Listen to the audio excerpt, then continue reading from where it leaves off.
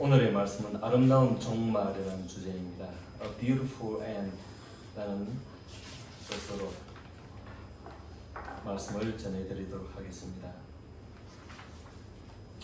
저는 지난 주간 중에 예전에 제가 청년 시절부터 오랫동안 모셨던 이 목사님이 별세하셔가지고 문상을 다녀왔다 그랬습니다. 평소에 워낙 정갈하게 드시고 몸 관리를 잘 하셨기 때문에 갑자기 찾아온 이 쓰러짐과 죽음으로 인해서 굉장한 충격이었고, 죽음이라는 것이 우리와 매우 가까이 있는구나 하는 것을 제가 감지하고 느껴들었습니다. 병약한 사람만이 빨리 죽는 것이 아니라 아파서 빨리 죽을 수도 있고 건강해도 더 빨리 죽을 수도 있다는 것이죠. 살고 죽는 것에 대한 최종 결정은 하나님이 하시는 것이죠. 주님은 자신을 나는 알파와 오메가요, 처음과 마지막이요, 시작과 마침이라 이렇게 계시록에 말씀하셨습니다. 이것은 주님 자신이 유한함을 말씀하시는 것이 아니고 역사의 종결자요 만물의 주권자임을 확인하는 말씀입니다. 마태복음 10장 29절에 보면은 참새 2마리가 한 아사리온에 팔리지 않느냐, 그러나 너희 아버지께서 허락하지 아니하시면 그 하나도 땅에 떨어지지 아니하리라. 아멘. 참새나 파리나 모기나 무엇이나 이 우주 만물에 생명이 있는 생명체가 죽는 것은 하나님의 주관 하에 있다는 것을 말씀하시는 것입니다. 아멘. 그러니까 우리의 생명도 우리의 생사화복이 다 하나님께 달린 것이고, 우리는 좀 몸이 약하다 해갖고 빨리 죽는 것도 아니고 몸이 건강하다 해가지고 오래 가는 것도 아니라는 것입니다. 그것은 그 시일은 아무도 모른다는 것입니다. 하나님이 주관하시고 하나님이 하신다는 것입니다. 아멘. 그러니까 뭡니까? 빨리 죽고 싶어도 죽게 기도해야 되고 뭐 이런 사람은 없겠지만, 오래 살고 싶어도 죽게 기도해야 한다는 것이죠. 빨리 죽고 싶거나 오래 살고 싶거나 죽게 달렸기 때문에 기도의 대상은 주님이신 것이죠. 아름다운 종말을 생각합니다. 이 표현은 모세의 죽음에 대한 말입니다. 오늘의 본문으로서 이 신명기 대단원의 막을 내리게 되었죠. 그 내용 또한 모세의 죽음으로 끝을 맺는 것입니다. 이 모세가 일평생 하나님의 집에서 충성된 종이었고, 모든 인간 중에 예외적으로 하나님과 맞대면을 해서 소통한 사람이었습니다.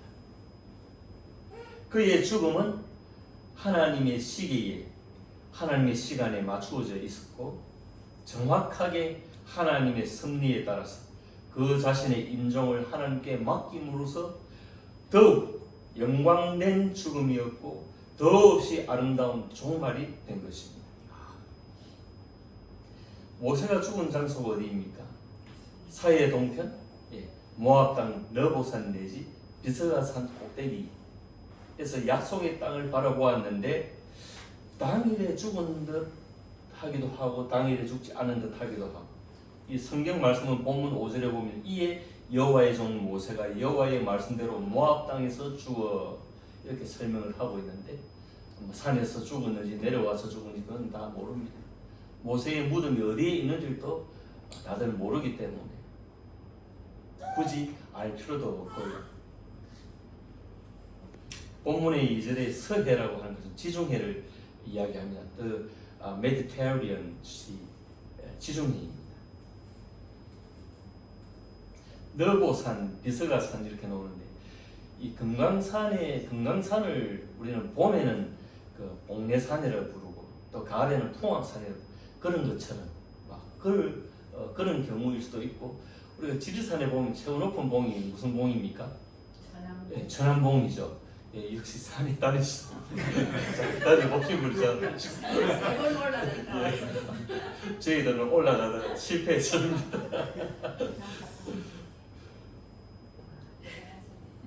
못 올라가고 60대에도 또 올라갔어요. 예. 사는 사람. 여보 한번 도전해 보십시다. 사모님 기운을 많이 제작하셔야 되겠다. 예. 그런 의미에서 이렇게 겹쳤는지도 모르겠고 예.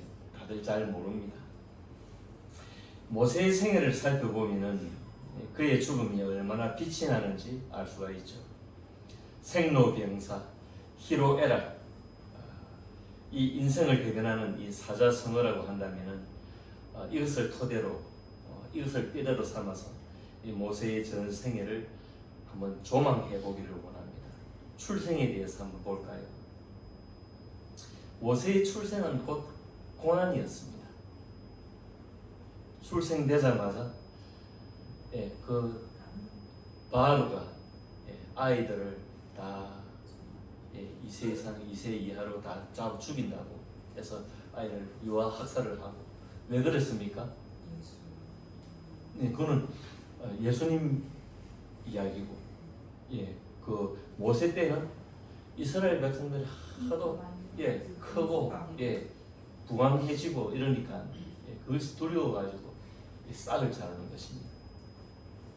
그러니까 모세가 그런 어릴 적 이 자각도 하기 전에 철도 나기 전에 그런 고난을 받아야 됐고 결국 나일강에 갈대 상자에 뛰어가지고 부모와 이별을 하게 되는 그런 안타까움도 당하게 되는 것이죠. 우리가 확대 해석을 하게 되면 아까 말씀하신 바와 같이 그 예수님이 어릴 때 헤롯 대왕이 이렇게 유아 학살을 할 때 예수님도 피난 다니셨지 않습니까? 그런 것처럼 예수님의 고난에 동참했다. 그렇게 볼 수도 있는 것이죠. 영적으로 연결고리가 있는 것입니다. 모세의 출생이 그런 고난의 출생이었고 고난의 삶이었습니다. 그러나 이것이 반전되어 가지고 갈대 상자를 발견한 이가 누구 있습니까? 바로의 공주였습니다. 바로의 공주. 하셉수트라고 하는 이 공주인데 이 남편이 병약해가지고 남편 대신에 통치를 하게 되었고 또 그 이 2세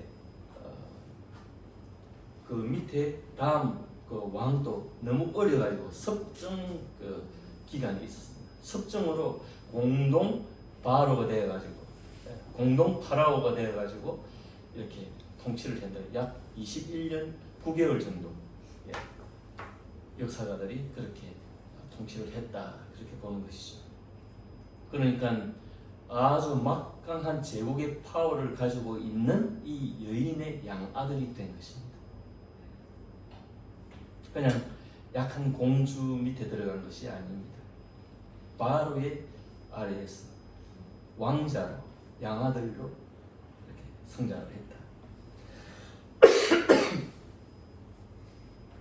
저 뒤에 소설 람세스라고 있는데 저 람세스 2세 저분은 여기는 18왕조 5대 왕이고 저분은 19왕조 왕입니다.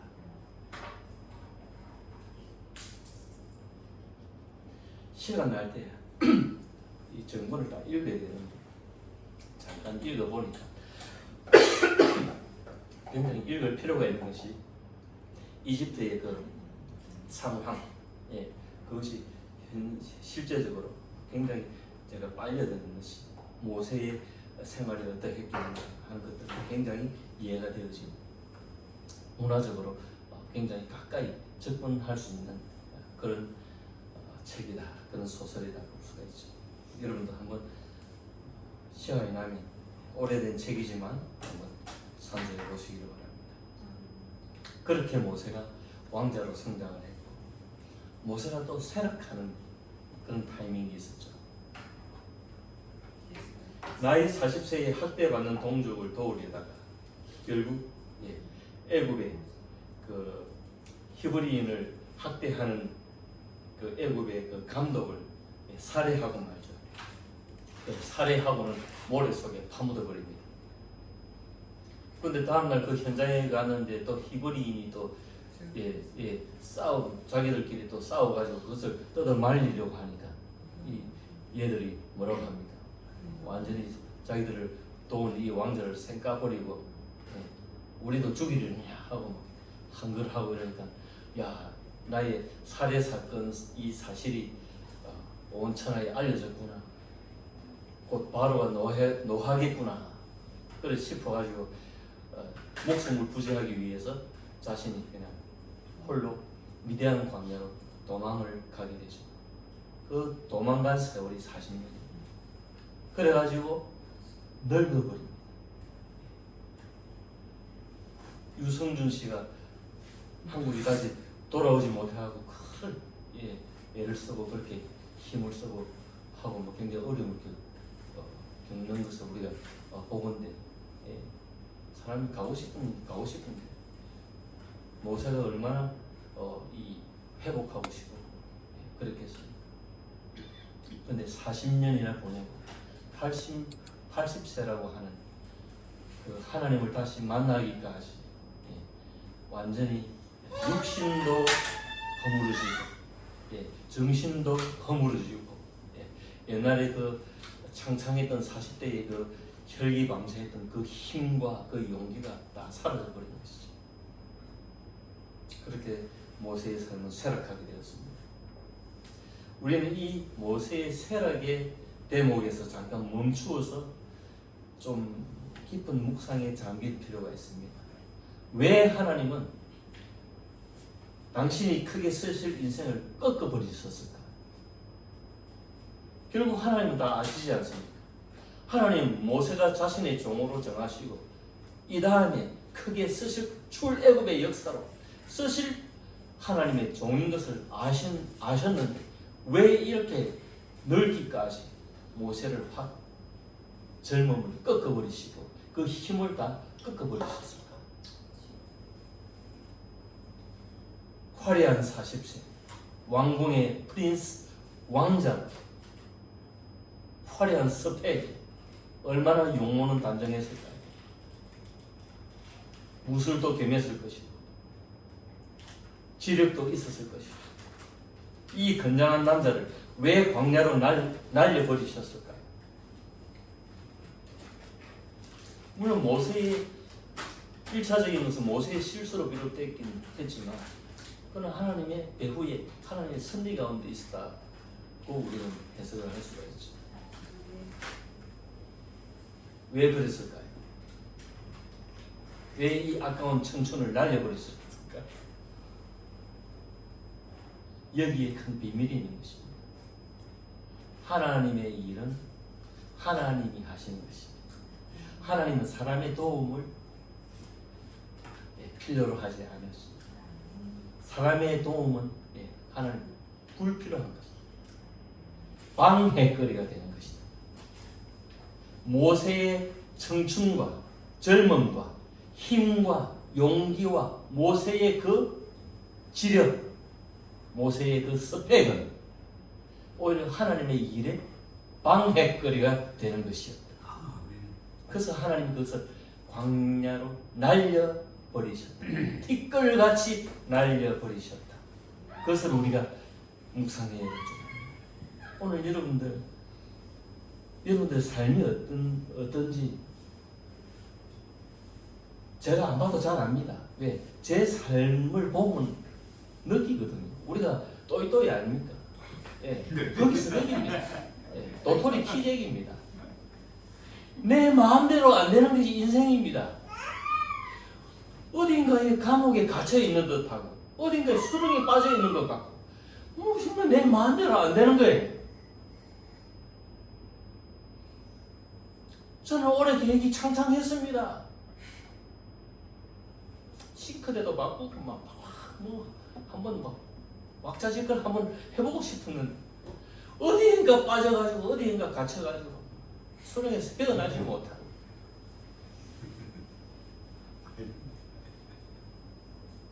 그게 인생인 것입니다. 여러분 마음껏 사라지지 않죠? 그래서 제가 조금 꾀스럽게 하나님께 좀 기대는 것이 있어요. 하나님 다른 거는 몰라도 제가 카페 가고 싶은데 좀 가도록 해주십시오. 멋있는 카페 차 한잔 마시는 거. 예. 또 맛있는 식당에서 한번 맛있는 밥 한 번 먹는 거. 그것도 요즘은 좀 마음대로 못 되지만 그게 자유롭지 못한 것입니다. 이게 왜 우리에게 이런 부자유가 있을까? 이 부자유는 우리에게 어떤 의미일까? 이것이 우리를 키우는 것입니다. 인내하게 하시고 이 오랜 부자유를 통해 가지고 내 내면의 이 정신이 성장하는 거예요. 내가 자라는 거예요. 제가 초상 때 옛날에 동지들이 우리 뭐 하영이 갓난 아기 때 다 그들도 갓난 아기 키우고 같은 비슷한 또래.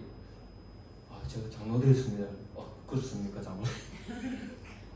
처음부터 젊은지 늙은지 몰라도 다 장로돼가지고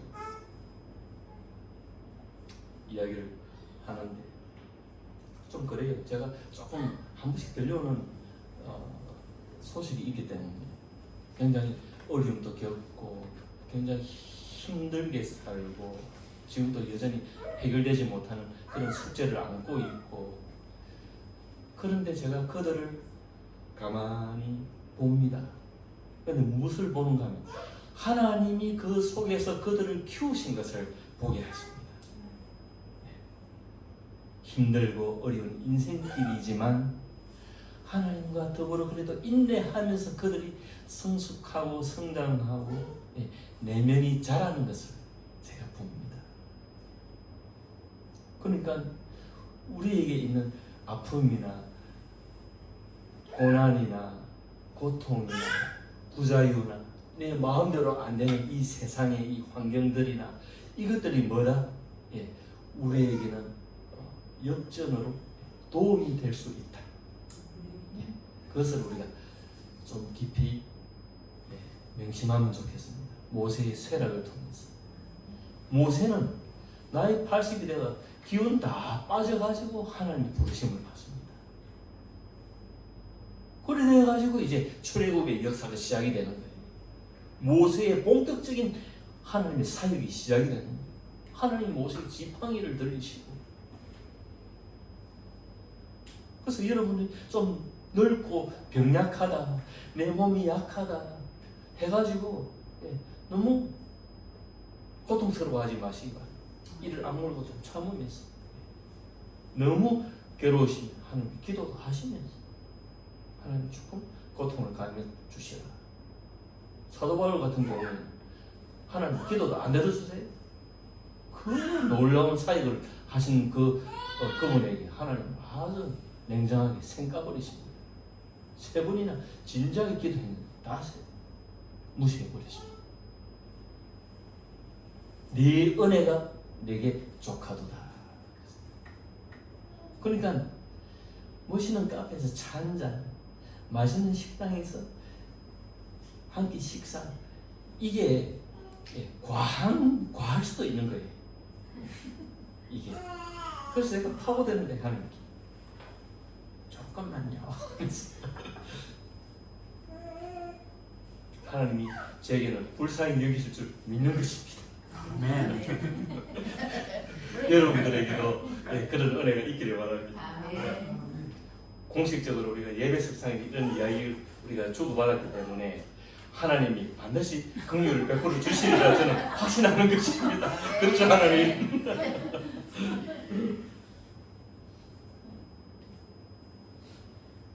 스가랴서 4장 6절 말씀에 그가 내게 대답하여 이르되 여호와께서 스룹바벨에게 하신 말씀이 이러하니라.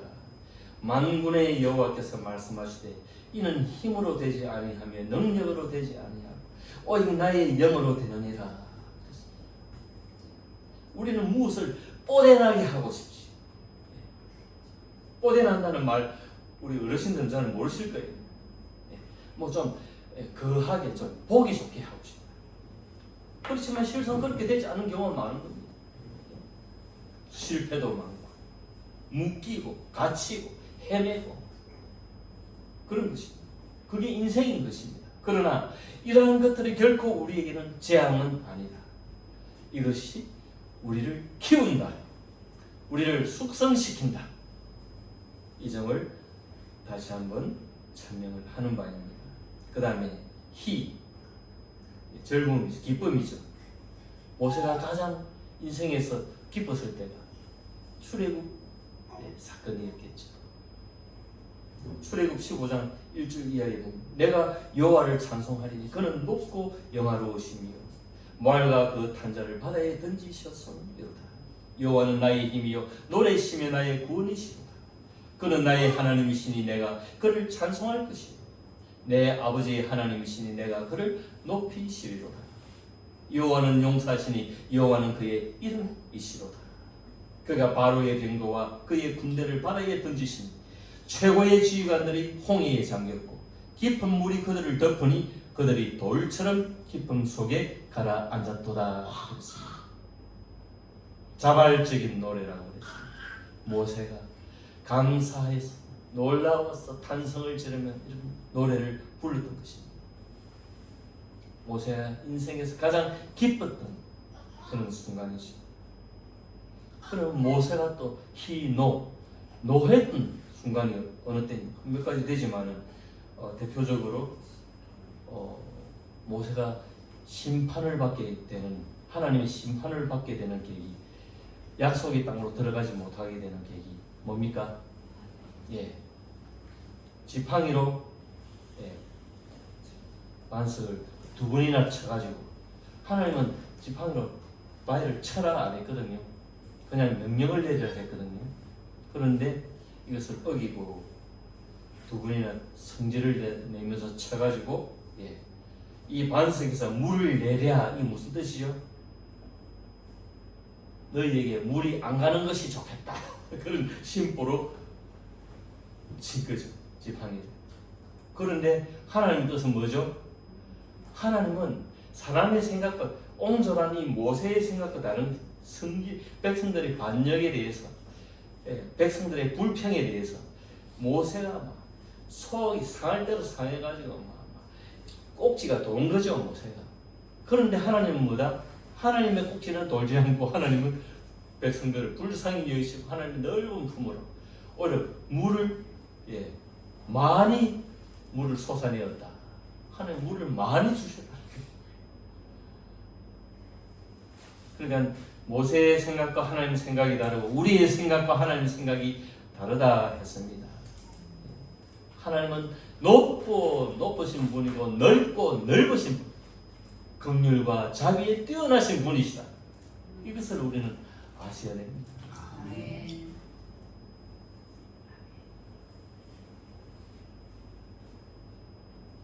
하나님은 이 모세의 이 같은 행위를 믿음 없음으로 보신 것이죠.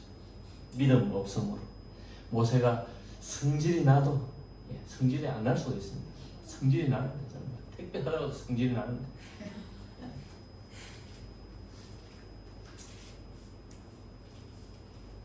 그러나 이 성질을 하나님을 의지함으로 사귀고 인내함으로 감추고 사귀고 그렇게 하는 것이 믿음이다.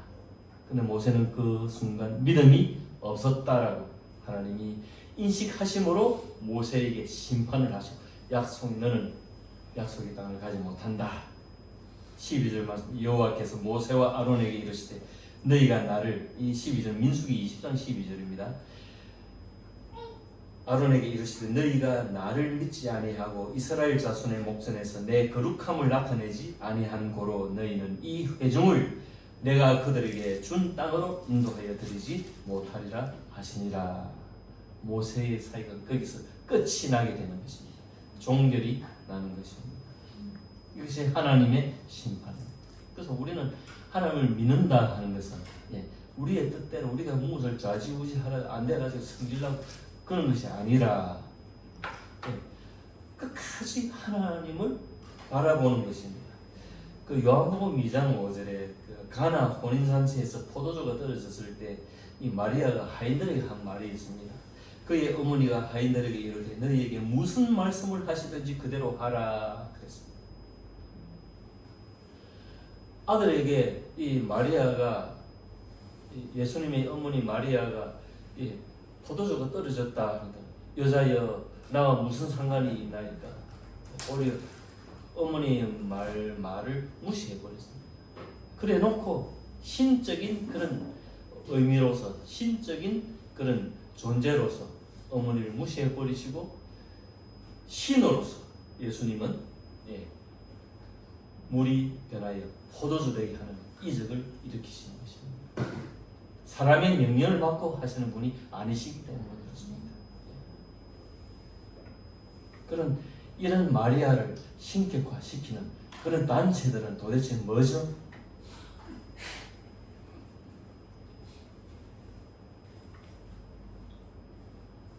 출애굽기시도 14장 13절 14절에 보면 추격해오는 바로의 군대로 인해 두려워하는 백성이 모세가 한 말이 있죠. 모세가 백성에게 이르되 너희는 두려워하지 말고 가만히 서서 여호와께서 오늘 너희를 위하여 행하시는 구원을 보라. 여호와께서 너희를 위하여 싸우시리니 너희는 가만히 있을지니라. 가만히 서서 stand firm. 가만히 서서 가만히 있을지니라. be still. You need only to be still. 가만히. 그러니까 가만히 있다는 것은 뭡니까? 하나님의 움직임을 감찰해라는 것입니다. 하나님의 움직임을 감지해라는 것입니다. 하나님이 어떻게 하실지를 생각해라는, 하나님이 어떻게 행하실지를 기대하고 기다려라는 것입니다. 이것이 믿음이라는 것입니다.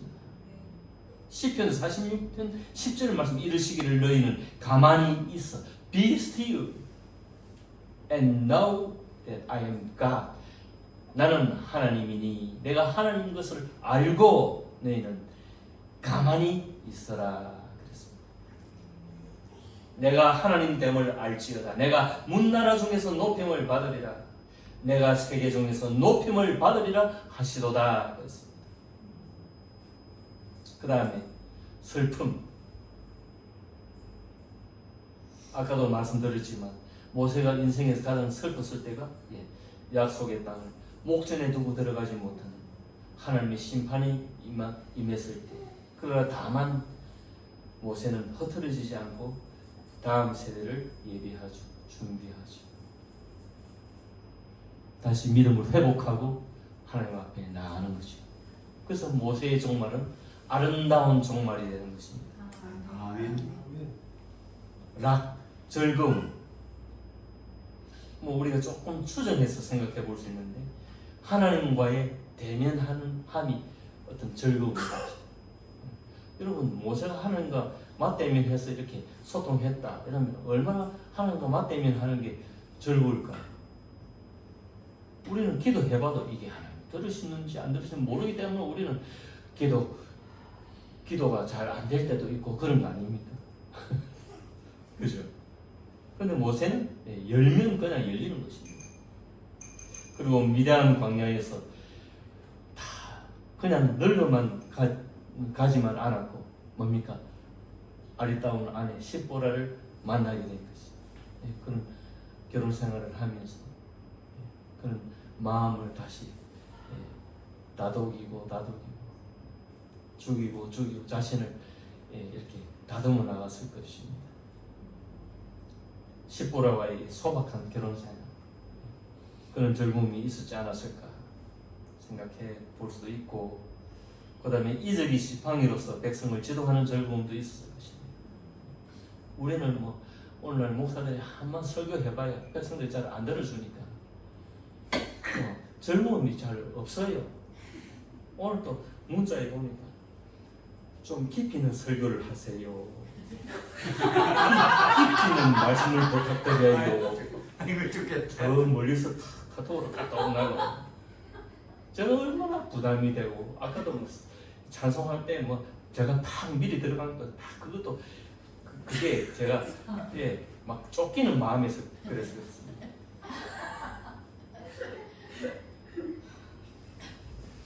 황 목사님이 생활을 어떤지 잘 몰라도 저는 그렇게 삽니다.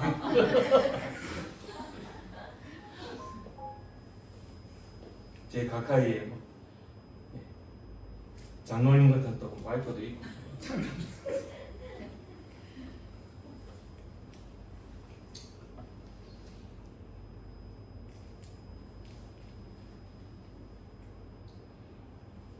그런 죽음. 그 다음에 죽음입니다. 모세의 죽음. 모세의 죽음을 한 몇 갈래를 이렇게 볼 수가 있는데 복된 죽음이죠. 맑은 정신으로 기력이 쇠하지 않은 채로의 신비로운 죽음. 맑은 정신인데 기력이 쇠하지 않았는데 하나님의 부르심을 받았다. 신비로운 것이 아주 복된 죽음. 이런 죽음에 들어가면 얼마나 좋을까. 본문 6절에서 8절 같이 읽어볼까요? 6절에서 8절 34장 같이 읽습니다. 시작. 백복을 맞은편 모압 땅에 있는 골짜기에 장사되었고 오늘까지 그의 묻힌 곳을 아는 자가 없느니라. 모세가 죽을 때 나이 120세였으나 그의 눈이 흐리지 아니하였고 기력이 쇠하지 아니하였더라. 이스라엘 자손이 모압 평지에서 모세를 위하여 애곡하는 기간이 끝나도록 모세를 위하여 30일을 애곡하니라. 아멘. 30일을 애곡하고 백성들이 참 존경을 받은 그런 죽음이었고 복된 죽음이었다. 여러분 그 시대의 지성이었던 그 고 이어령 선생님 아시죠? 아멘. 예전에 문화부 장관도 하시고 문학가이시고 하여튼 다 다양하게 활동을 하셨다. 뭐 천재급인데 이분이 가리늦게 신앙을 받아들이시고 철저히 죽을 준비를 하시다가 돌아가신 것을 유튜브를 통해서도 알 수가 있습니다. 심지어는 최근에 여러분 김정은 교수님이라고 명지대 문화심리학을 전공한 가르치는 교수님이 아주 웃기고 막 보면은 막 대중을 사로잡는데 아주 탁월한 분인데 이분이 이어령 선생님을 이렇게 존경했고 따랐고 선생님으로 모셨는데 이분에게조차도 돌아가시기 직전에 이렇게 문자를 보내셨. 잘 살고 잘 하라고 축복의 문자를 보내시더라고 하면서 그분에 대해서 안타까워하시고 그분을 추억하시는 그런 이야기를 하더라고요. 그럼 저는 혹시 뭐 학교에서 그 이어령 선생님은 서울대 출신이고 국문과 출신이고 이분은 또 고려대 출신인데 뭐 연결고리가 있나 했는데 연결고리는 없는데 그 이후에 따르고 존경하고 그렇게 그런 것 같습니다. 그리고 또 한 가지는 모세의 죽음에 대해서 우리가 좀 이렇게 집중해야 될 부분인 게 4세대를 위한 합당한 승계입니다. 4세대를 위한 합당한 승계.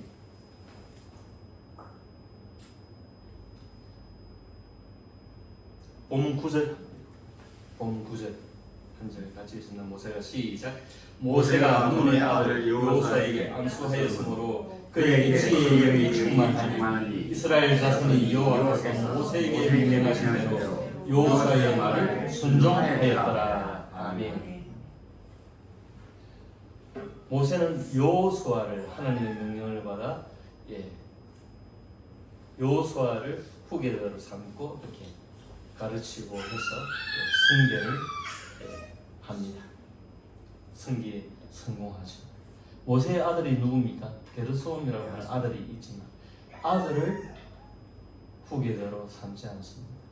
응감생심 생각조차만 합니다. 여호수아를 내치고 자기 아들을 세우려는 계획을 전혀 세우지 않았습니다. 요즘 후계 문제 때문에 서울 강남에는 몸살을 앓고 교회들마다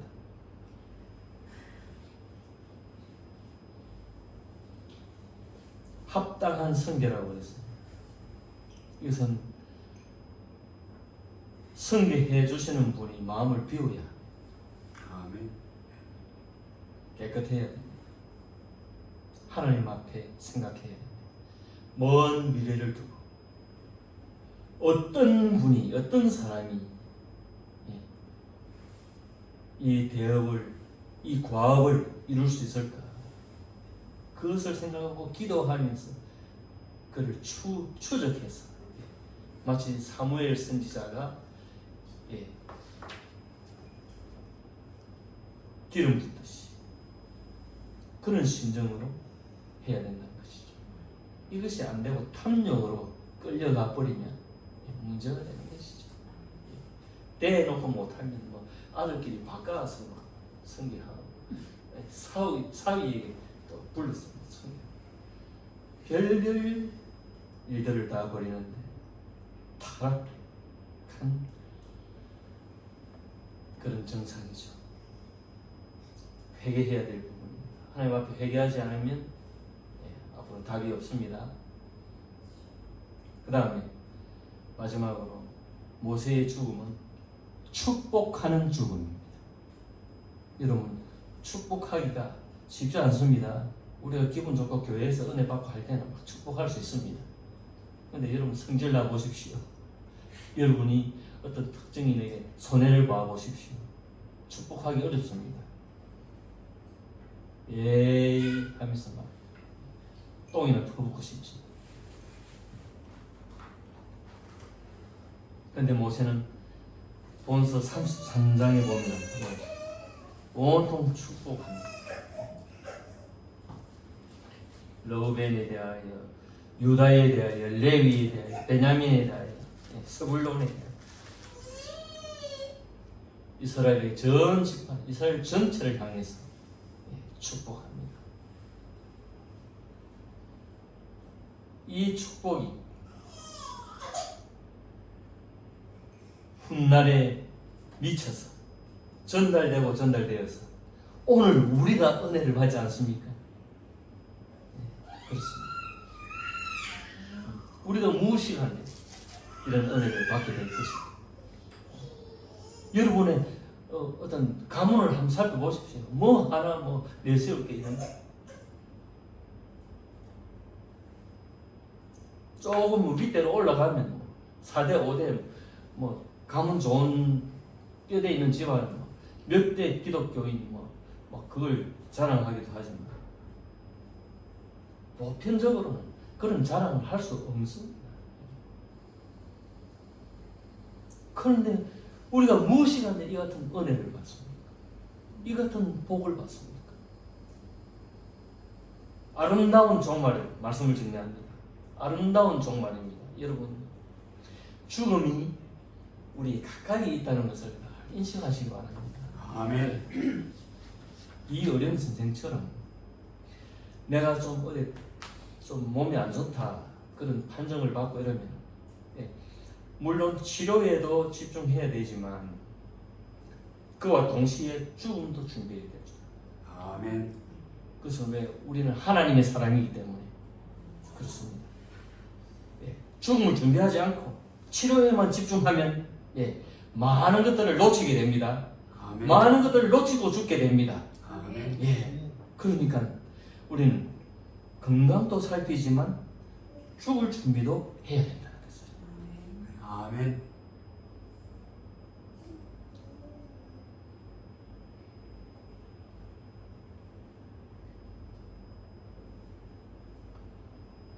좀 죽을 준비를 하려고 생명보험이 들라고 보험료가 너무 높아가지고 형편이 안 되고 못 들어가. 그것도 좀 앞으로 숙제인데. 지난번 스페인 갈 때 보험료 비싼 걸로 들어가지고 비행기 덜컹해도 막 겁도 안 나고 매듭 놓은다 싶어.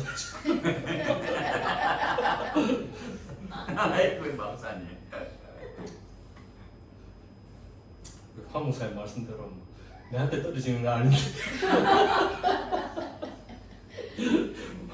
뭐 그렇게 신경을 쓰십니까? 그래요.